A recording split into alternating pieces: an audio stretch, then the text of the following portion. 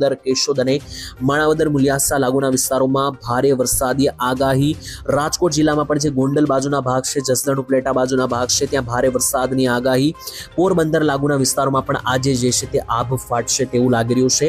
અને બાકીના જે સૌરાષ્ટ્રના વિસ્તાર છે, જેમ કે બોટાદ, સુરેન્દ્રનગર, મોરબી, જામનગર અને દ્વારકા, આ વિસ્તારોમાં હાલ ફિલહાલ કોઈ મોટી આગાહી નથી, પરંતુ છૂટાછવાયા વરસાદો શરૂ રહી શકે।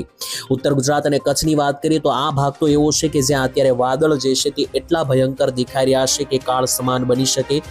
વિસ્તાર જાણીએ તો જોઈ લો, ડુંગરપુરના વિસ્તારથી શરૂ કરીએ તો ખેડબ્રહ્માના વિસ્તાર, પ્રાંતિજ મોડાસાના વિસ્તાર, મહેસાણાના વિસ્તાર, પાલનપુર, સાબરકાંઠા, બનાસકાંઠા, સુઈગામ, દિયોદર, ધાનેરા પંથકથી લઈને મિત્રો મોઢેરા, પાટણના વિસ્તાર, તેની સાથે સાથે કચ્છ જિલ્લામાં પણ મિત્રો જુઓ તો ગાંધીધામ લાગુના વિસ્તારોથી લઈને માંડવી, ખાવડાના વિસ્તારોથી લઈને અડેસર, જખો પ્રદેશ, નલિયા અને છૂટાછવાયા બધા જ ભાગોની અંદર વરસાદીય ગતિવિધિઓ જે છે તે ભૂકા કાઢી શકે। આમ